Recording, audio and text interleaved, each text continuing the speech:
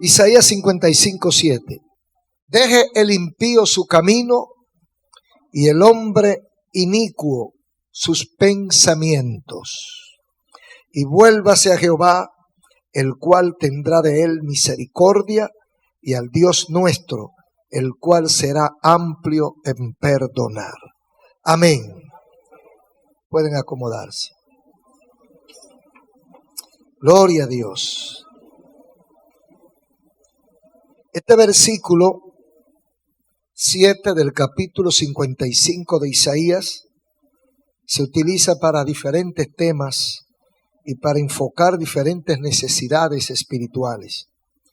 Hoy yo voy a concentrarme en la parte que habla acerca de el pensamiento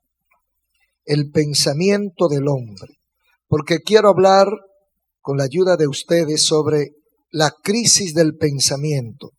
Y yo estoy seguro que muchas dudas van a desaparecer y usted va a sentirse agradecido del Señor. Porque uno de los grandes problemas que tiene la humanidad como comunidad universal o como individuo o como comunidad particular de la familia es una crisis del pensamiento.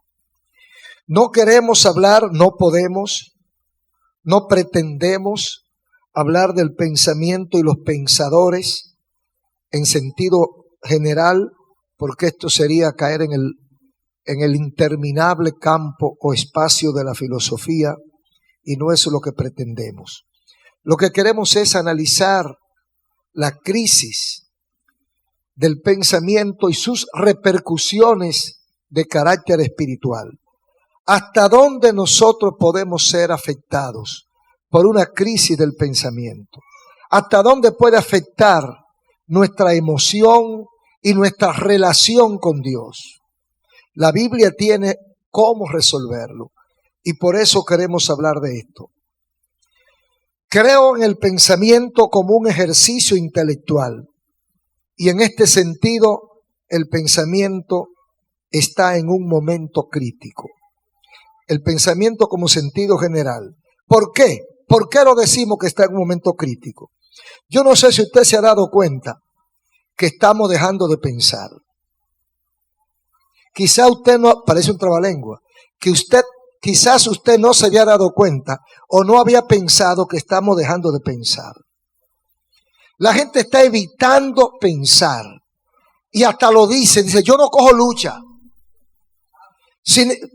Un ejemplo, la computadora. La gente acude a la computadora, a la calculadora. Ya la gente no saca operaciones matemáticas ni aritméticas. Se va a la calculadora porque no quiere pensar. Todo va a la máquina, al equipo que le va a resolver para ellos no ejercitar su mente. Ellos no quieren pensar.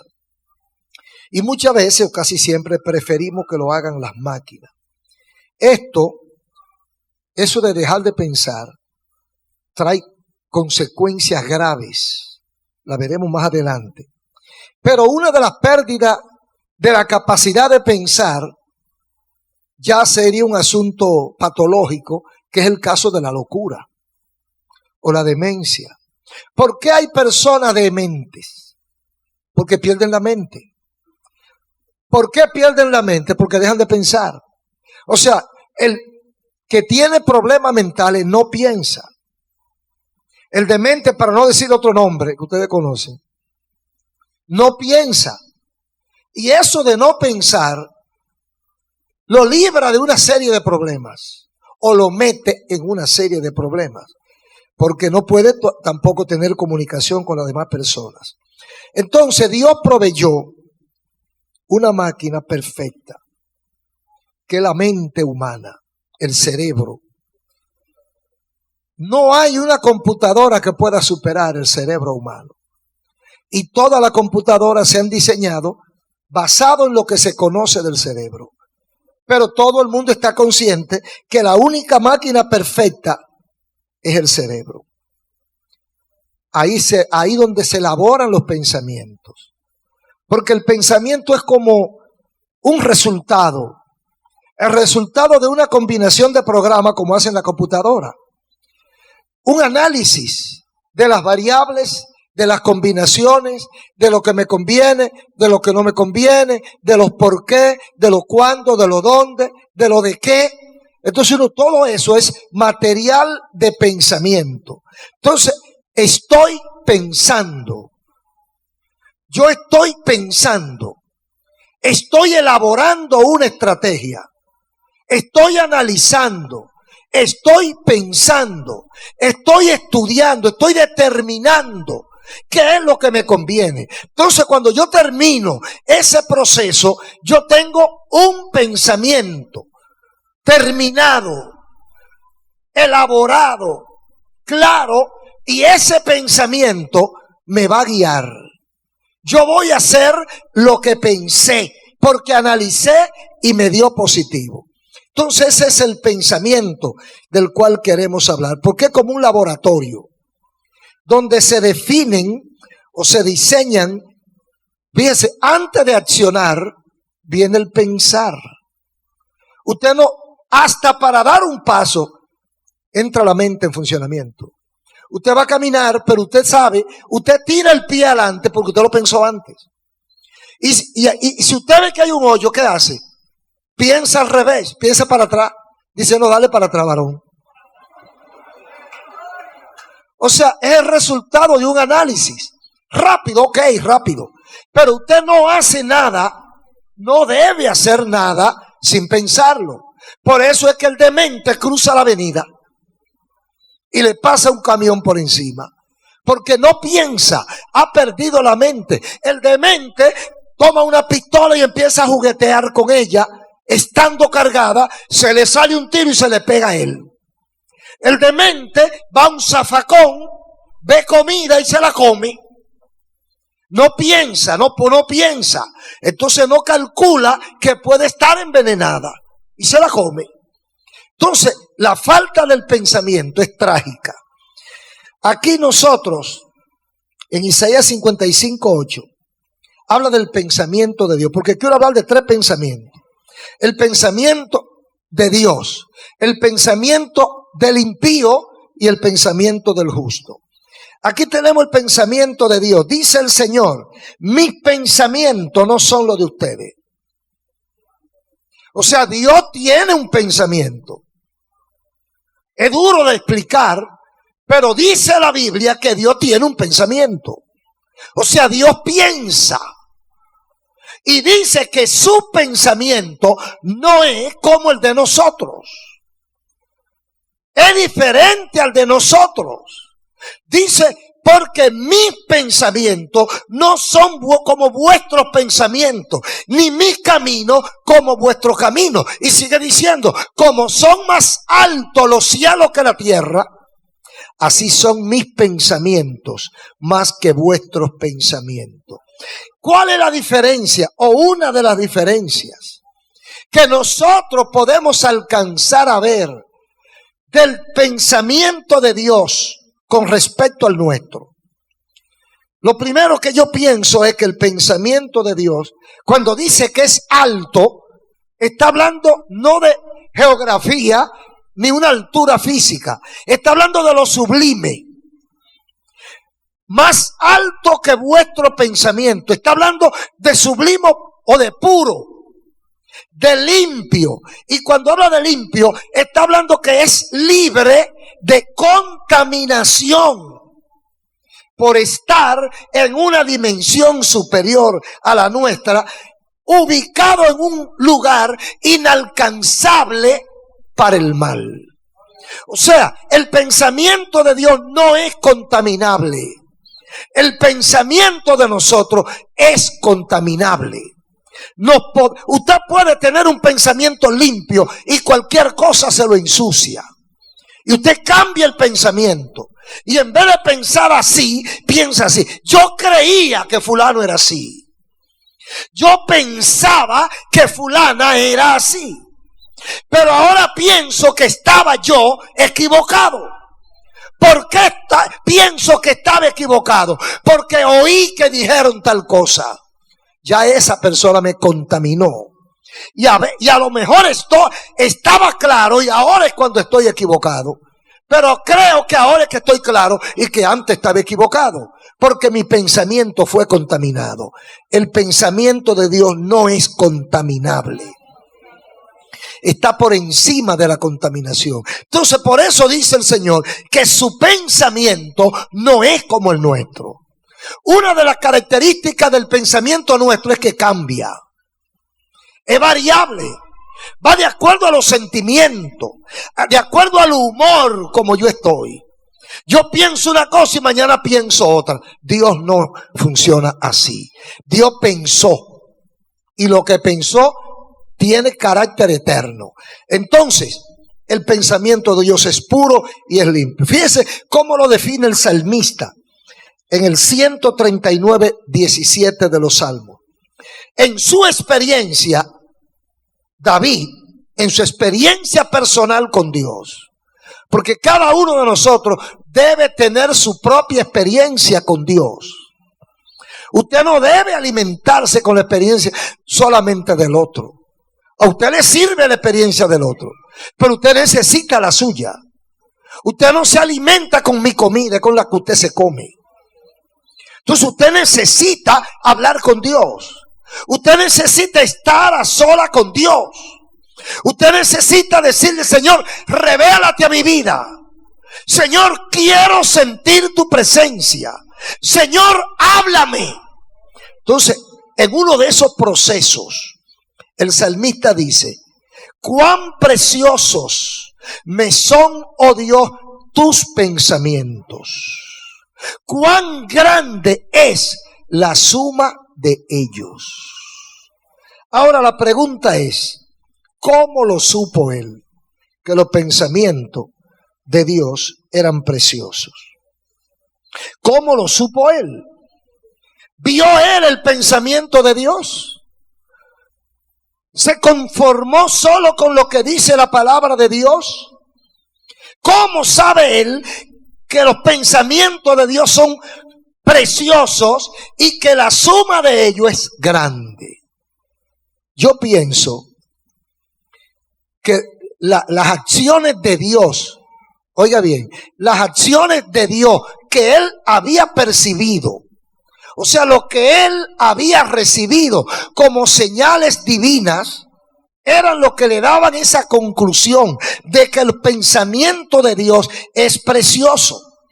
Porque aunque no tenemos la capacidad para ver todo lo que Dios hace, lo poco que podemos ver es suficiente para decirnos cuán grande es Dios.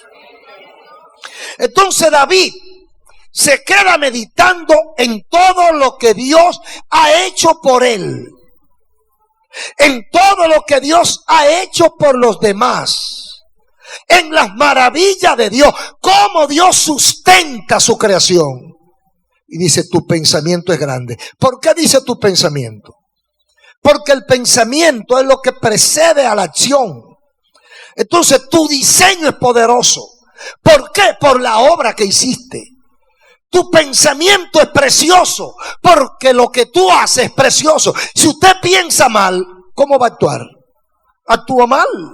Si usted actúa bien, es porque piensa bien. Por eso dice la Biblia: de la abundancia del corazón habla la boca. Difícilmente usted diga una cosa que no la sintió primero o que no la pensó primero, a menos que esté, como decíamos ahorita, demente. Si su mente está trabajando, lo que usted dice, usted lo pensó. Por eso somos responsables de lo que decimos. Somos responsables de lo que hacemos. Hay gente que vota en la tercera a veces, que se le corre la tuerca y dicen un disparate y luego quieren recogerlo. Pero ya está dicho. Y a veces lo dicen hasta por la prensa, por la radio, por la televisión. Y cuando se arrepienten de lo que dijeron, cambió de pensamiento. No fue que no pensó al hablar, él pensó y decidió decir lo que dijo. Pero ahora volvió y pensó y dice: me equivoqué. Por eso es que debemos pensar mucho y hablar poco. Elaborar mucho, darle tiempo a madurar. Cuando estamos bajo ira, incómodo, póngase un zipper en la boca. Porque puede decir un disparate que le pese durante toda su vida. Hay matrimonios de 20 y 30 años que por un disparate se han desbaratado. Hay compañías que se han ido a pique por una palabra descompuesta que dijo uno de los socios.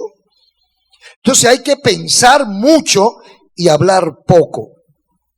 El pensamiento impío es el pensamiento del hombre natural, el hombre rústico, el hombre normal, el hombre carnal, el hombre que no ha sido tratado por Dios. Es como el árbol, el pedazo de palo que pasó por el taller del ebanista. Es el mismo palo que vino del monte, pero está tratado. El palo que vino del monte y no ha pasado por el taller está rústico, tiene nudo, tiene cáscara y tiene muchísimas deformaciones. Entonces así es el hombre. El hombre o la mujer tratado por Dios es diferente. El hombre o la mujer rústico piensa diferente. Es el pensamiento impío que está maleado. Fíjese que el impío, no voy a decir el inconverso, impío es aquel que vive en contra de Dios, que practica lo que sabe que a Dios no le gusta. En otra palabra, el que desafía a Dios. En otra palabra, el rebelde con Dios. Entonces ese hombre rústico es maleado, es contaminado por pensamientos e influenciado por pensamientos de pecado. Entonces, ¿qué tiene ese hombre? Mucha desconfianza, mucho odio, mucha traición. Es muy cuidadoso para amar porque le han hecho mucha y está herido. Y a veces exhala por su boca improperios, ofensa. Y cuando habla ofende porque está maleado. El hombre, ese es el pensamiento impío. Dice el Proverbios 23:6. Con respecto a ese pensamiento, oiga lo que dice: no comas pan con el avaro, ni codicies sus manjares, porque cual es su pensamiento, es su corazón, tal es él. Come y bebe, te dirá, mas su corazón no está contigo. Repito, no comas pan con el avaro. El avaro es el avaricioso. El avaricioso no es el que le gusta conseguir, es el que no le gusta gastar. El que le gusta conseguir y guardar. Y ni él lo disfruta. Lo único que quiere es tener mucho. Ese es el avaro. Dice, no comas pan con el avaro. No codicies sus manjares. Porque cual es su pensamiento, es su corazón, tal es él. Come y bebe, te dirá a ti. Te va a decir, come y bebe. O sea, te va a tratar de hacerte sentir bien, pero no está contigo. Te está engañando. Su corazón, más su corazón no está contigo. O sea, él está tratando de envolverte. El avaro codicia lo que tú tienes. Y te hará creer o te hará sentir bien para que tú creas que él te ama. Pero él no está contigo. Él no te ama y no quiere el bien. Dice, come y bebe. Diviértete. Disfruta. Gózate. Mas su corazón no está contigo. Te está engañando. El pensamiento del impío es distinto al del justo. Oiga lo que dice Romanos 8:5. Porque los que son de la carne piensan en las cosas de la carne. O sea, el que vive esa vida divorciada de Dios no puede pensar bueno. Piensa de acuerdo a lo que es su vida. El ladrón piensa en robar. El adúltero piensa en adulterar. El avaro piensa en conseguir sin importar lo que a usted le pase. Lo que él quiere es aumentar, engrosar sus fortunas a costa de lo que sea. Entonces, el impío piensa así, de la abundancia de su carne, de sus pensamientos impíos, así funciona él. El impío es invitado a cambiar por la palabra de Dios. Por eso leíamos en 55:7. O sea, Dios está consciente de que el impío piensa mal. y que ese pensamiento le hace daño a él y le hace daño a los demás. Dice 55:7, deje el impío su camino. O sea, ¿qué quiere Dios? Que el impío deje de pensar como impío, que el impío cambie, que su pensamiento cambie. Deje el impío su camino, el hombre inicuo sus pensamientos, y vuélvase a Jehová. ¿Qué va a pasar cuando vuelva a Jehová? Tendrá de él misericordia. ¿Y cuáles son los pensamientos del impío?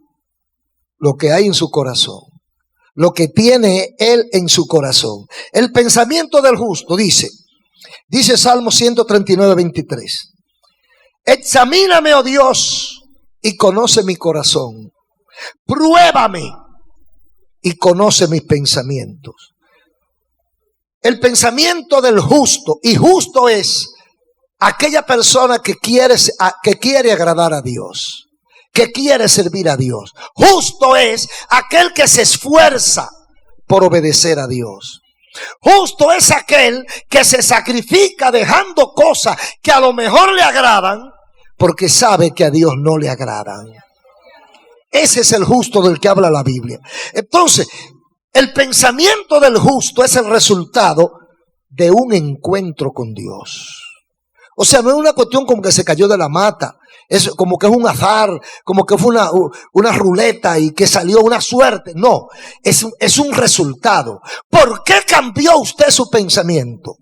Cuando usted recibió esa metamorfosis, cuando usted recibió esa transformación de su pensamiento, ¿cómo pensaba usted antes? Especialmente los hombres, usted ubica a los hombres, ¿cómo piensa el impío?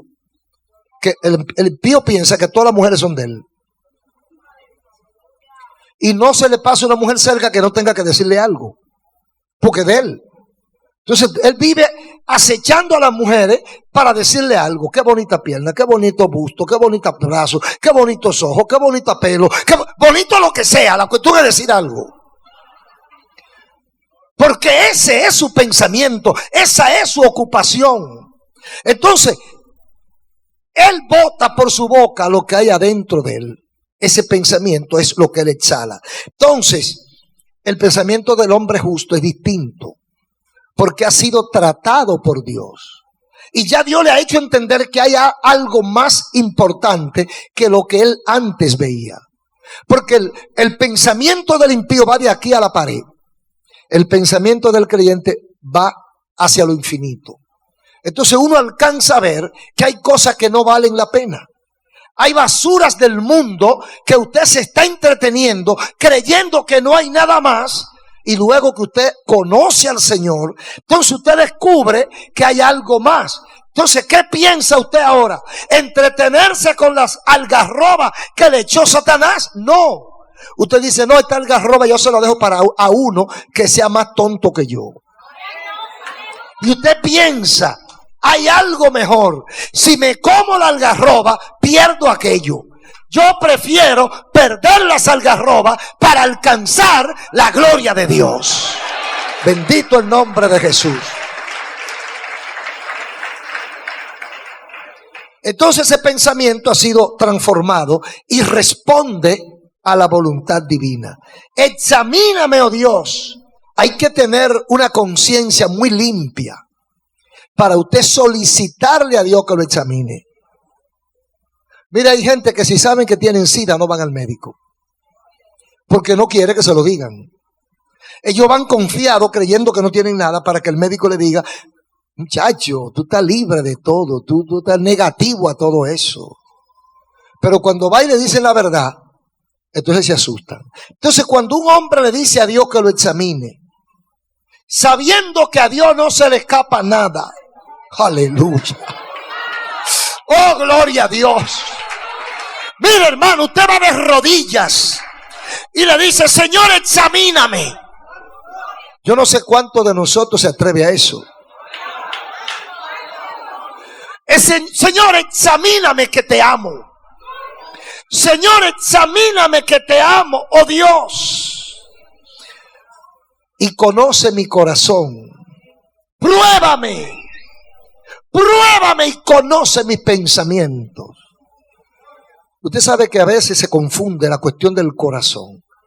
Cuando habla del pensamiento y del corazón, todo esto responde a un mismo tema, a una misma enseñanza.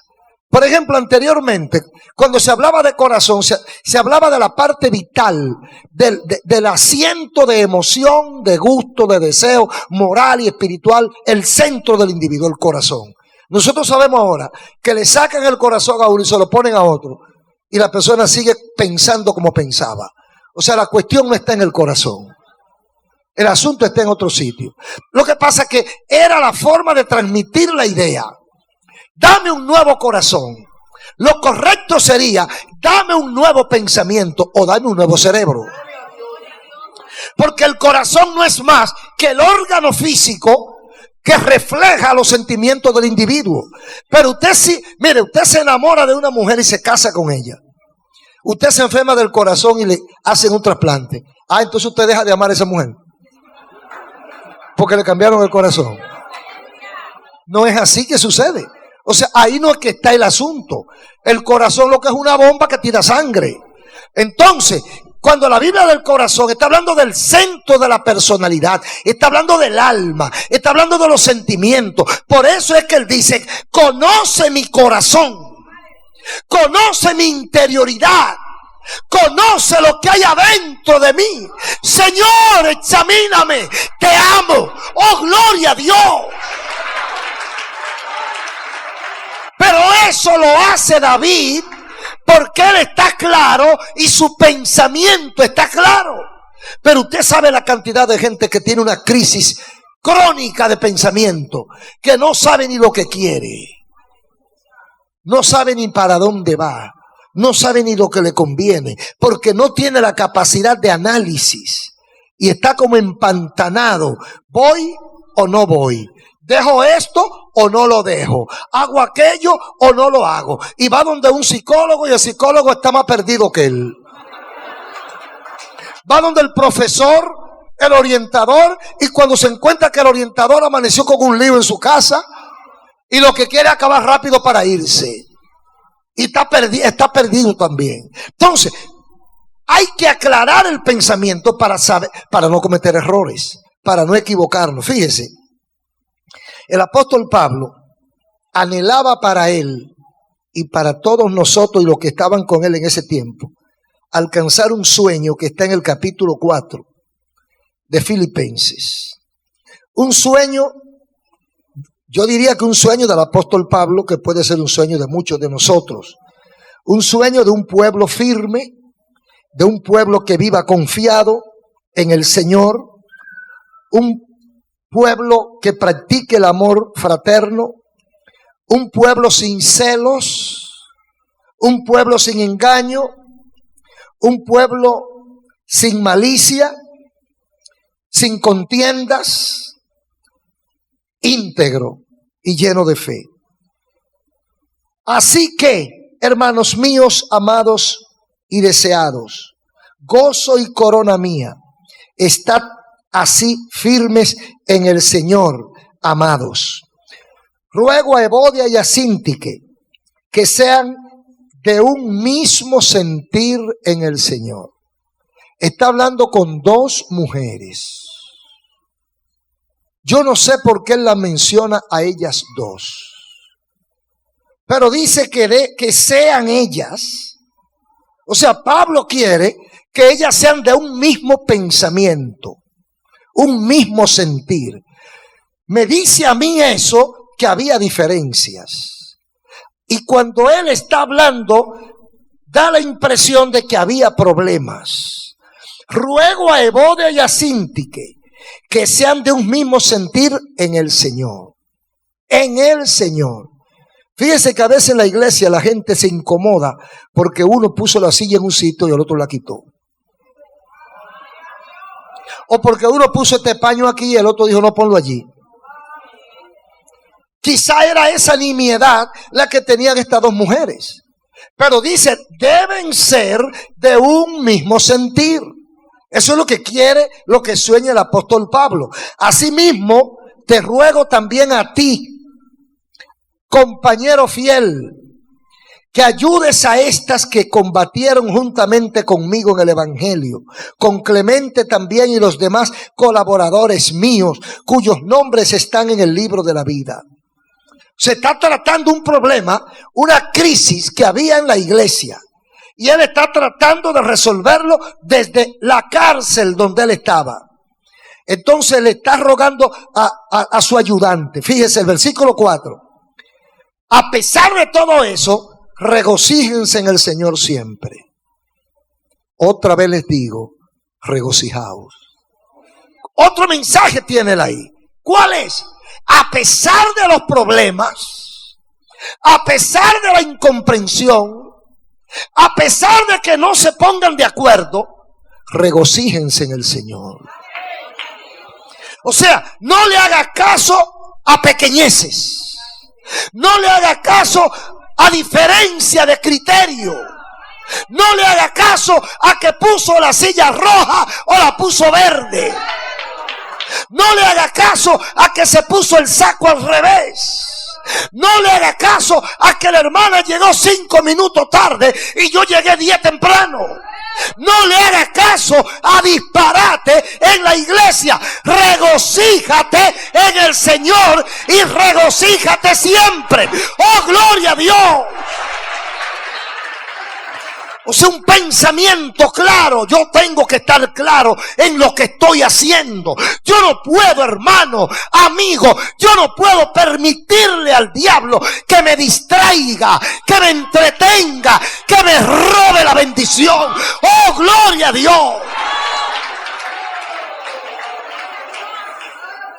Porque esos son como luces de bengala que tira Satanás para entretener, para que usted que se quede embelesado. Vino un hermano, usted dejó, tropezó cuando llegó a la iglesia, le pisaron un callo.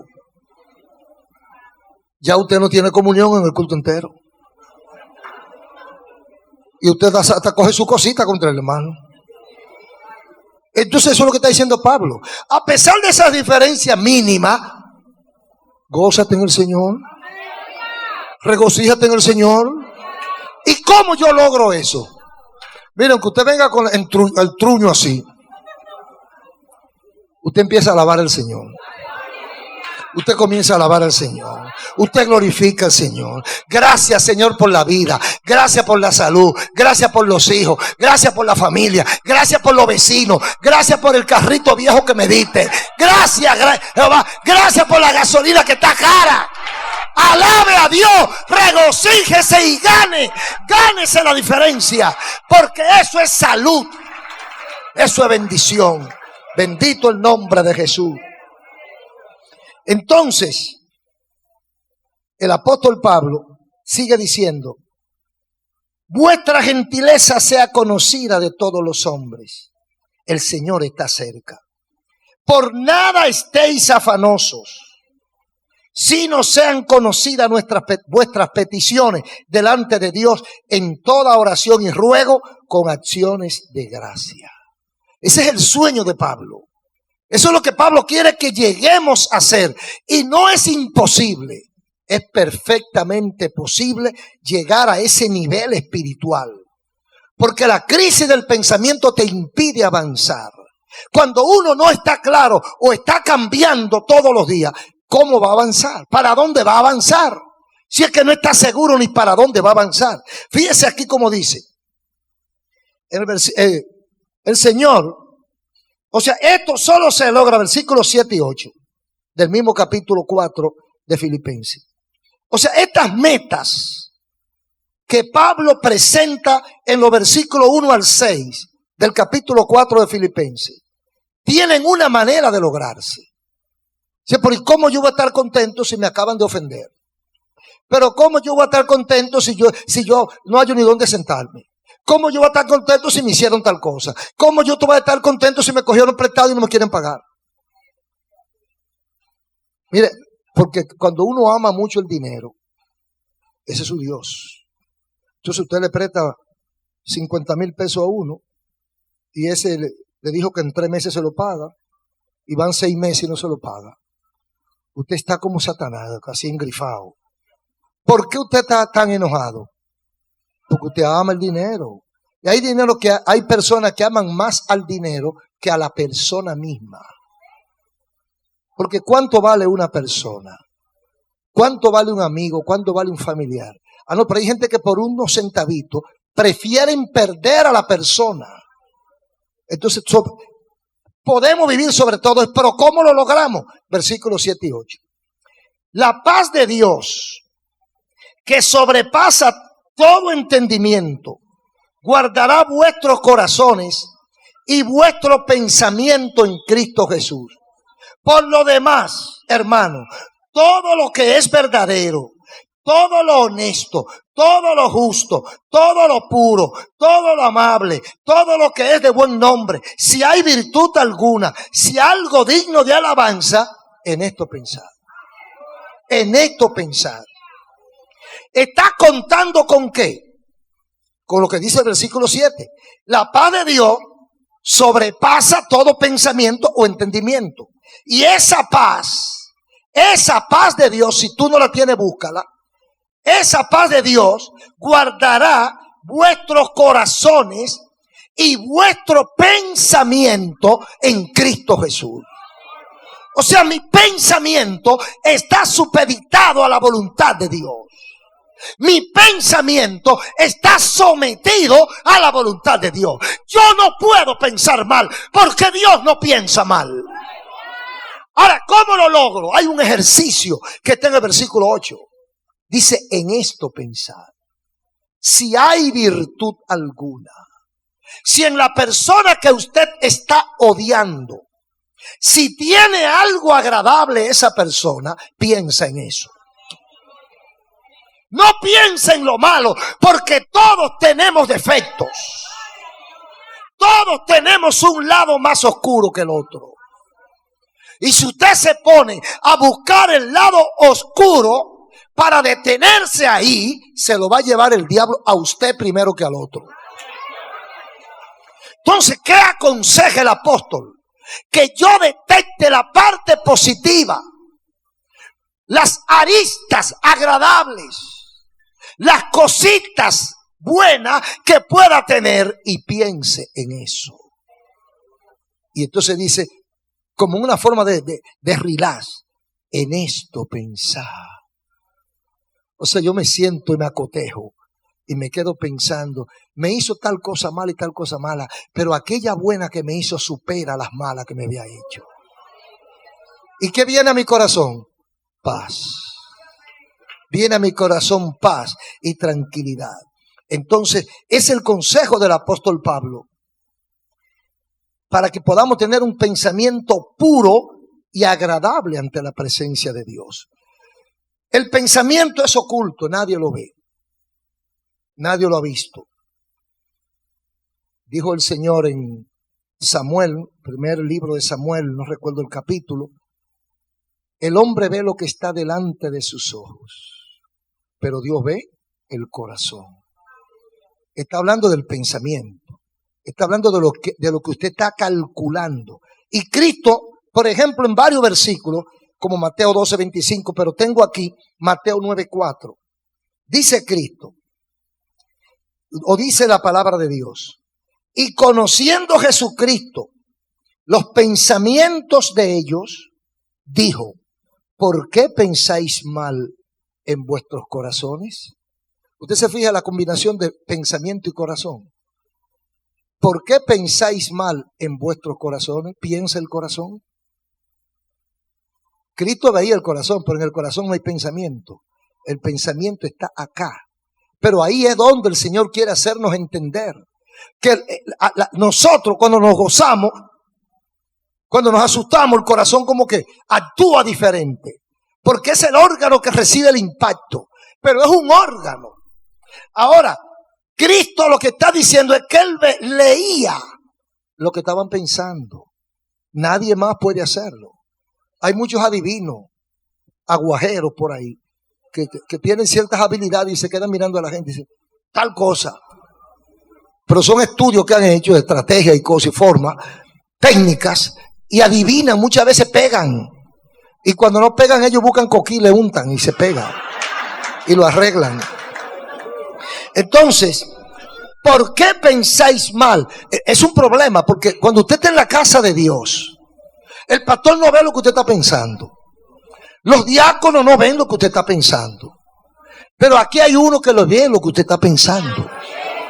Y quizá usted vino con una intención malévola, pero el Señor lo está mirando. Ahora, ¿va a permitir Dios que usted haga esa cosa mala que usted vino pensando hacer? Yo creo que no. Yo creo que Dios no lo va a permitir. Y usted puede llevar un mal golpe. Porque hay gente que vienen a hacer un daño y se hacen el daño ellos. ¿Por qué? Porque Dios ve el pensamiento. Bendito el Señor. Ahora, ¿qué hago yo con un pensamiento agresivo? Maleado, contaminado, dañado. ¿Cómo yo resuelvo ese problema? Dice 1 Corintios 13:11.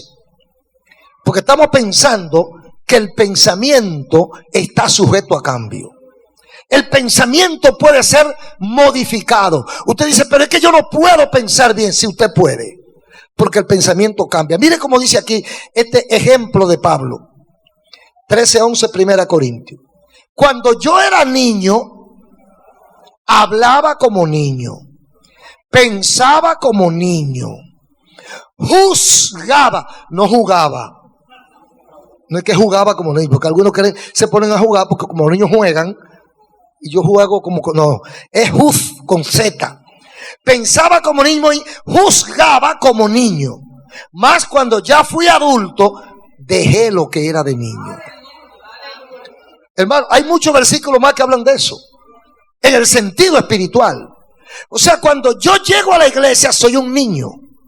Pienso como niño y juzgo a los demás con ese mismo estilo de pensamiento, porque soy un niño. Ahora, cuando yo maduro, cuando yo crezco, ya yo pienso diferente. Por eso yo enfatizo mucho en el carácter de la persona. Cuando usted llega aquí, usted es sensible. El niño es sensible. Al niño usted no le puede quitar, mira, un palillo, está jugando con él, que no vale nada, y que el niño sabe que no vale nada, usted se lo quita y llora. El hermanito se lo quita y hay un pleito. ¿Y qué te pasó? ¿Qué fue lo que me quitó mi juego? ¿Y dónde está el juego? Un palillo. Es un niño. Ahora, cuando usted ve a una persona ofendiéndose por cualquier disparate, armando un escándalo por cualquier quítame esta paja, cuando usted ve a una persona que se alarma de cualquier cosita, ¿qué usted está mirando? Un niño. Es un niño. Ahora, ¿el niño se queda siempre niño? No debe ser. Hay personas que se quedan niños 20 y 30 años. Pero no debe ser. Debemos cambiar. Que es lo que dice Pablo. Cuando era niño, funcionaba como niño.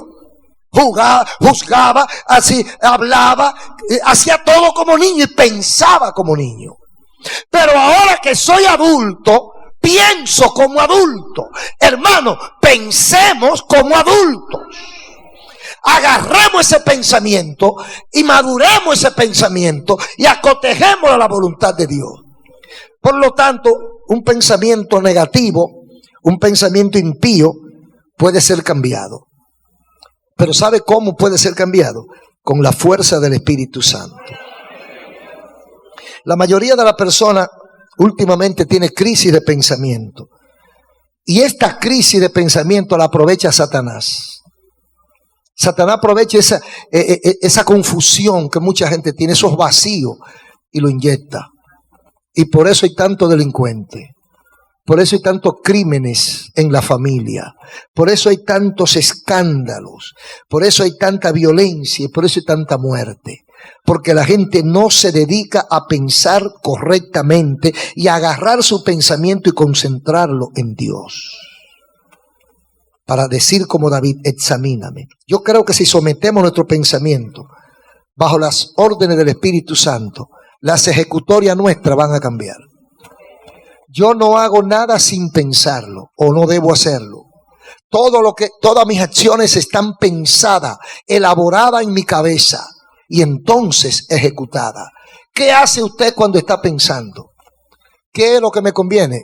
El primer pensamiento del creyente debe ser: es la voluntad de Dios. Amigo, cuando tú vas a tomar una decisión, piensa primero si le agrada a Dios, si te conviene a ti y a tu familia. Si tú no quieres pensar y te quieres llevar del asesor, porque esa es otra forma de perder el pensamiento. Hay gente, hay ejecutivos que para no pensar tienen un equipo de asesores. No descartamos porque sería irnos nosotros al siglo pasado, quedar desfasado. No estamos diciendo que se prescinda de los asesores. Lo que estamos diciendo es que yo también tengo cerebro. Lo que yo estoy diciendo es que yo no puedo atrofiar mi cerebro. Lo que estoy diciendo es que yo escucho el consejo. Yo oigo el análisis de los asesores, pero yo tengo mi análisis. Y si mi análisis en ninguna de sus partes concuerda con el análisis de ellos, yo pospongo la decisión. Porque yo no puedo atrofiar mi cerebro. Que eso es lo que la gente está haciendo. Por eso todo lo veo con la mano en la cabeza. Hasta en política usted ve que no quieren pensar. Quiere que todo se lo haga el otro. Es una crisis brutal del pensamiento. Y en el sentido espiritual es catastrófico. Porque si usted no está pensando correctamente, ¿sabe dónde va a ir a despertar? En el infierno. Usted está pensando mal, vaya a despertar al infierno. Entonces trate de aclarar su pensamiento. Trate de decirle: Señor, esclarece mi pensamiento. Como dice Isaías, el impío deje su camino, el hombre malo deje su pensamiento. ¿Y qué haga? O sea, yo pienso que aunque usted no esté pensando correctamente, alguna forma tiene usted de saber si el camino que lleva está correcto o no. Si usted dice: yo no sé cómo, yo le diría: por los resultados. ¿Cuáles han sido los resultados de su vida? ¿Qué ha ganado, qué ha perdido? ¿Qué ha crecido, qué ha conseguido? ¿Cómo se siente? Si usted volviera a nacer, ¿haría lo mismo que está haciendo? Entonces agarre ese pensamiento y llévelo a Jesús. Así esos pensamientos, tráigalo a Dios, vuélvase a Jehová y Él tendrá misericordia. Nadie sabe lo que usted está pensando, solo Dios. Dios y usted. Y si ese pensamiento que usted tiene no está de acuerdo a la palabra de Dios, ya usted sabe que no lo puso Dios. Le decía que el pensamiento está contaminado, es contaminable, es maleado por las cosas que vienen de afuera, porque que somos de carne y hueso. Y a veces, aunque sea por el instinto de preservación, cometemos errores. Pero el pensamiento debe estar sujeto a la palabra de Dios. Si usted hace eso, será bendecido usted como persona, será bendecida su familia, será bendecido todo su entorno. Pero si usted quiere hacer lo que le da la gana, en el momento que le da la gana, al primero o a la primera que le va a pesar, es a usted. Es a usted.